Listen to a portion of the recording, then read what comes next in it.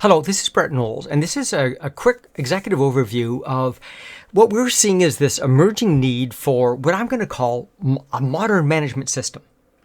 Here's the issue. Organizations these days are undergoing a huge amount of unique pressures that we didn't have 5 years ago or 10 years ago.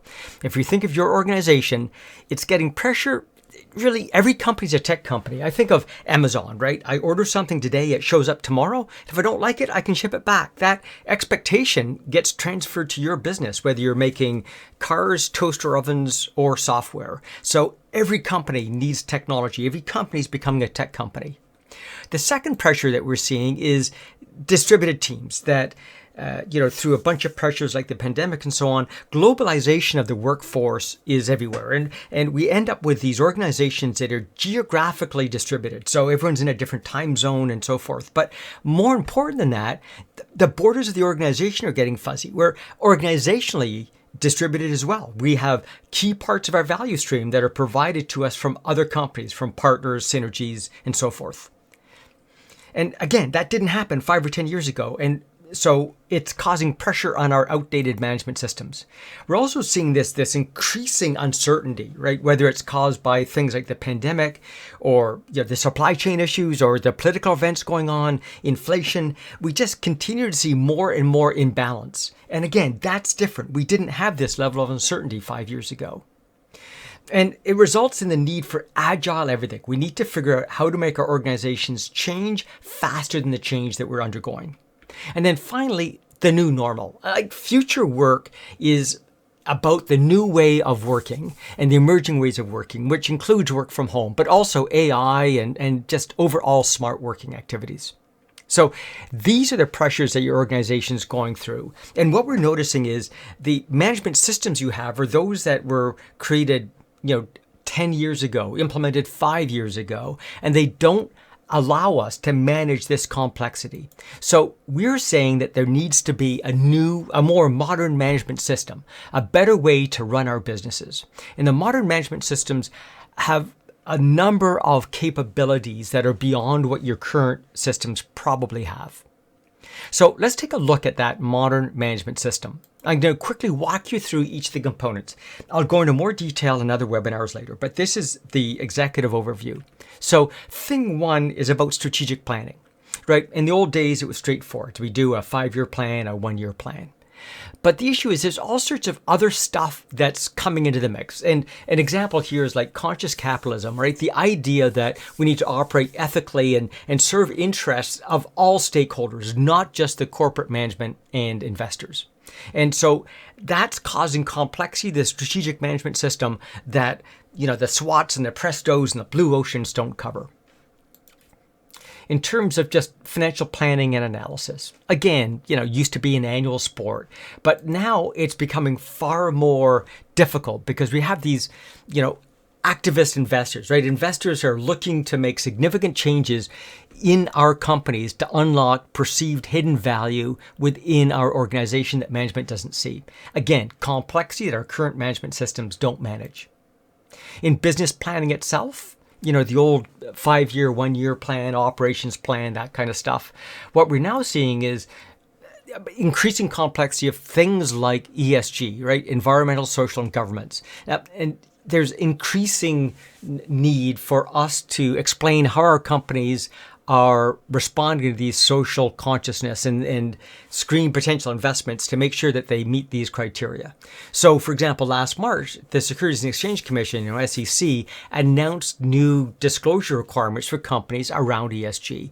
And those have existed in Europe for a year or two. And so, again, business planning is more complicated than our initial systems. Traditionally, we just manage organizations financially. We now understand that we need both financial and non-financial measures. We need leading and lagging measures.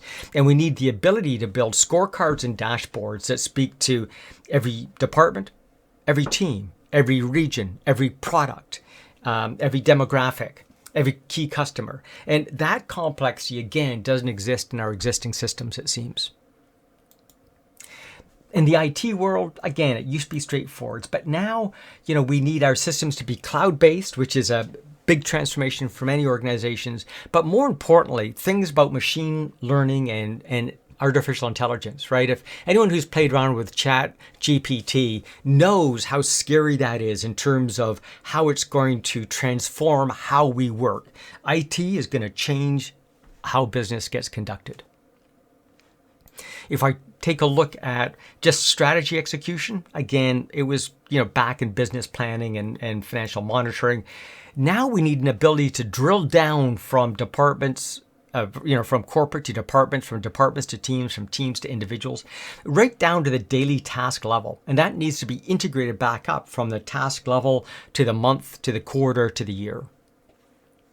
On the HR side, again, the complexity is ever increasing, right? We need to worry about employee engagement, right? The employee turnovers and the need to keep that really valuable asset. Working from home changes the reward system. We can't reward people by giving them a better cubicle or parking spot because they're at home. We've got to change those structures. And then we need to move from this idea of an annual performance review to continuous performance conversations. If we take a look at things like risk, we used to manage risk on a quarterly basis with a flat report out, but it is now dynamic. Risks happen moment to moment, and it's no more prevalent than when we take a look at the social network and the social structure of organizations. That risk component is not only actual risk, but its perceived and reputational risk is greater and greater. Future work, right? We talked about this slightly before. It's not just about Zoom, but it's all about how we have borderless organizations where the border between my organization and yours is fuzzy, and we need to manage across those borders. And individuals, of course, are also in multiple time zones, multiple structures, and the team dynamic also crosses partners and customer frameworks. While all the time we have to keep on stoking innovation and, of course, building our agility. And so what we need is a structure that supports all of these things. Now, you could sort of score your own organization for each one of these elements. So, for example, how important is managing activist investors and that sort of thing, or ESG? And then secondly, how well your organization is currently doing it. And when we chart this out for organizations, we see a huge gap in current capabilities versus current needs. So let's drill into this a bit, just to give you a bit more context. One of the issues we have to deal with is different cadences. So if I take a look at some of these processes, historically they've been an annual drumbeat. We set an annual plan, we set annual financial plans, we have an annual strategy, we've got annual compensation models. But there's other things that operate more frequently. So things like risk, we look at quarterly, and innovation is quarterly. And then we've got other things that are monthly, like financial reporting, and then other things we don't monitor at all. And these different cadences means it's difficult because I can't have one system, right? Different systems are working at different cadences. They don't link together. And therefore, we don't have ever one holistic view of the organization. The other dimension of complexity is just the multiple frameworks, right? All these things are run on different systems and different frameworks, right? Strategic planning, we're using things like SWOT and Blue Ocean. For financial planning, we're using tools like Anaplan, Sage, Infor, and so forth. Business planning, we've got driver-based, scenario-based, issue-based. Financial monitoring is this myriad of accounting tools that we have in play in any one organization. Of course, IT, we're worried about the frameworks like Agile, Waterfall, Scrum, and so forth. Strategy execution, is it an ERP framework, Jira, Asana? HR, we've got a myriad of HRISs like Bamboo, Workday, Rippling, SuccessFactors. Risk, there's all these different frameworks that don't talk to each other, COSO, ISO, COBIT, CAS, RIMS. And future work, there's nothing out there on it. And innovation, whatever you're doing in your project management office.